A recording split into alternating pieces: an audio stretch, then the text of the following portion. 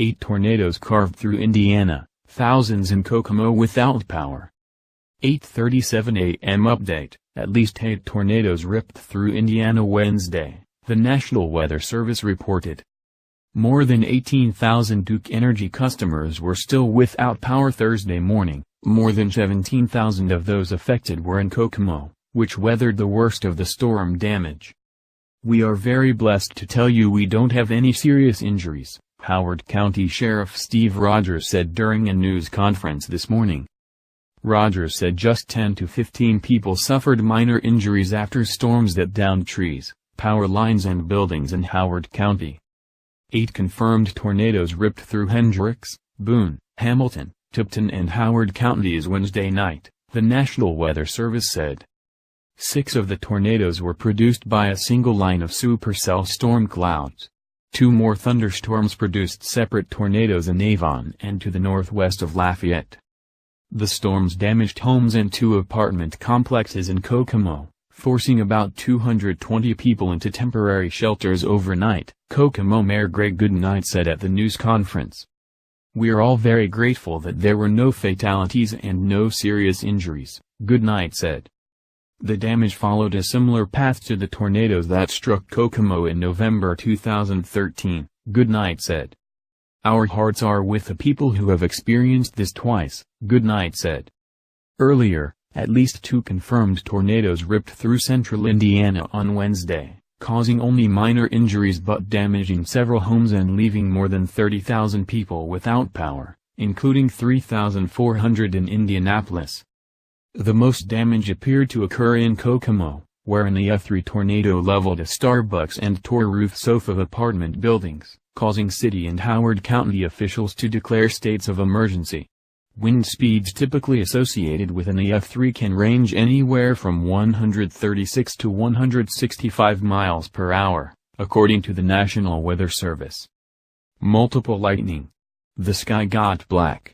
Wind came through like a train, and everything went black, said Bob Esposito, a Kokomo resident. An EF1 tornado, which can reach wind speeds of 111 to 135 miles per hour, also touched down just east of Crawfordsville in Montgomery County. Tornado watches or warnings were issued in more than 30 counties in Indiana, spanning from Owen and Putnam counties in the west and across the state line and into parts of eastern Ohio. They extended as far north as Huntington and as far south as Bloomington and Columbus. About a dozen people suffered minor injuries across the state, said Indiana State Police spokesman Captain David Burston, with most of those injuries in Howard County. A 5-month-old child suffered a deep cut in Montgomery County, Burston said. The storms pulled Governor Mike Pence off the campaign trail in North Carolina and back to Indiana. The Republican vice presidential candidate visited the state's Emergency Operations Center in Indianapolis. Pence announced that he and Lieutenant Governor Eric Holcomb plan to survey storm damage in Howard and Montgomery counties on Thursday. Pence said he would remain in the state as long as we need to make sure Hoosiers received the support they needed. The full extent of the damage sustained in Kokomo, and the rest of the state, was still mostly unknown by sundown. It's a long process, especially when there's a lot of damage to look at, said Joe Skowronek, a Weather Service meteorologist. He added that the potential for severe weather would continue into Thursday, as the forecast included many of the same conditions as Wednesday. Thursday's high was forecast to be 88 degrees with a 30% chance of storms. In Indianapolis, numerous storm warnings blasted through the day, urging Hoosiers to seek shelter after multiple funnel clouds were reported in the city and surrounding area. Tornado warnings remained in effect for much of the state until 9 p.m. The Indianapolis Department of Homeland Security tweeted that police confirmed at least 3 funnel clouds in the city. Funnel clouds were spotted near the Indiana State Fairgrounds and near 38th Street and Georgetown Road, as well as on the city's east side in the 200 block of South Shortridge Road, according to the Department of Homeland Security. A tornado was reportedly on the ground on the city's east side, near 21st Street and Ritter Avenue, but that remained unconfirmed by Wednesday evening. "It was just twirling," said Grover Edwards, 49, who works at a cell phone shop at the intersection of 21st and Ritter. It didn't destroy nothing, but just twirled and kind of flew over. Heavy rain followed the funnel cloud sighting. Edwards took shelter inside the shop until things calmed down. Across the street, Yasmin Betancourt and Michael Christen of Hoosier Lottery were installing ticket machines at a new gas station when they noticed the clouds feeding into themselves. "It was the weirdest thing I've ever seen," Betancourt said. "The clouds were moving upward into this massive rotation." When Christen and Betancourt stepped outside to capture the scene on their phones, they saw 3 young children hunkered down at a bus stop. "We felt responsible for them," Betancourt said. "So we went out there and took care of those 3 kids." They brought the children inside the gas station and waited for the storm to pass. The severe storms also meant a longer day for thousands of Indianapolis public schools students. IPS officials delayed dismissing elementary schools until 5:45 p.m. because of the tornado warning, schools spokeswoman Kristen Cutler said. At Center for Inquiry School 27 at 545 East 19th Street, 4th grader John Collins was the last student to leave. "It was kind of scary because the lights kept switching on and off," said Collins, 10. "I know about tornadoes, that they are dangerous, but I felt safe because we were all together." More than 400 students and 100 parents huddled in the hallways from dismissal time at 3:45 p.m. until 6:16 p.m. as the tornado warnings kept coming, then were lifted. The students and parents alternately relaxed, then curled up against the wall, with knees bent to their chests and their heads covered with their arms, Principal Brandy Herbert said. "I was so proud of everyone, the way they took care of each other and stayed calm," Herbert said. "We practice it often, and it paid off. It's the sheltering-in-place drill, and we kept them away from doors and windows." The first parents to arrive in cars came right as the first warnings to take shelter came in, and Herbert invited them inside. All were glad to ride out the storm with their children, she said. The staff listened to the cackling weather radio in the principal's office as it blared out warnings. Herbert said she kept the students informed with updates over the speakers and updated parents whose children take the bus about when they could pick them up. "It was back and forth, Herbert said of the warnings and the estimated times the children would be released. The students were given snacks. Extracurricular activities were canceled. Finally, just before 6 p.m., IPS gave the all-clear to send the children home. Jada's father, Damon, 40, pulled up in a sport utility vehicle about 7 p.m. after a busy afternoon.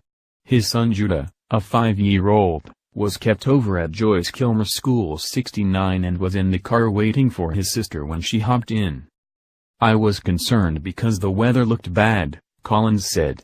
"But I knew that they were probably safe in brick buildings like these."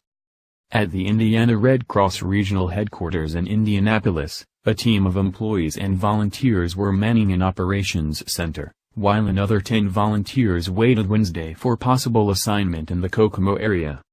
"We won't have a good idea until tomorrow when we can get out and do damage assessment. We probably will see more people show up looking for help," said Brooke Reister, Workforce Engagement Manager for the Indiana chapter. The Indiana Red Cross has set up an emergency shelter at the Kokomo Event and Conference Center, 1500 North Reed Road, where 200 people were being housed and fed by 9 p.m. Wednesday. Another shelter was opened at Walnut Elementary School in New Ross in Montgomery County.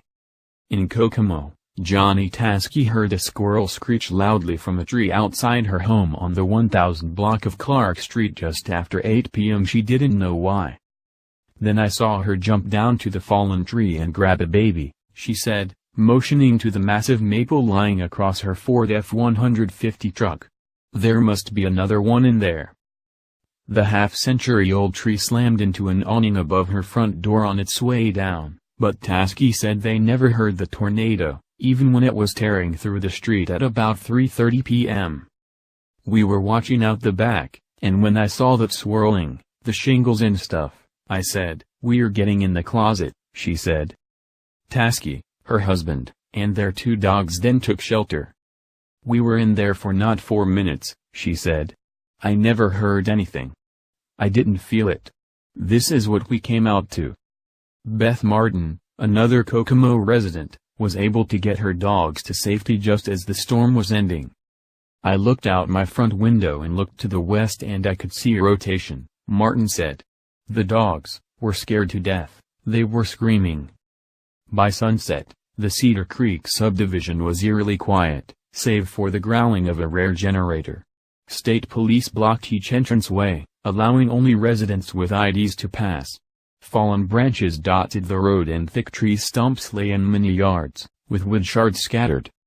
Kelly Glass, along with her husband and daughter, walked along a dark sidewalk, using an iPhone flashlight as a guide through the pitch blackness. Glass, from Windfall, hadn't heard from her parents, who live in the subdivision. "They're not answering their phones, so I'm just checking on them," she said. She hoped, too, to take them home with her. Roy Snow, who lives in First Flats apartments along the Cedar Creek edge, said he went out on his back patio to see how bad the storm was. "I saw the clouds flowing together, and they started swirling like a donut," he said. That's when he and other residents went into the basement. By 10 p.m., many were hanging out outside. With no power, no cell service and nothing to do, they all went outside to deal with the issues, he said. Nearby, Patrick Green walked from his home at Ashbury Apartments with a few friends, and a cooler. "We're going to get beer and barbecue," Green said. "Some of these people need food." The Associated Press contributed to this story.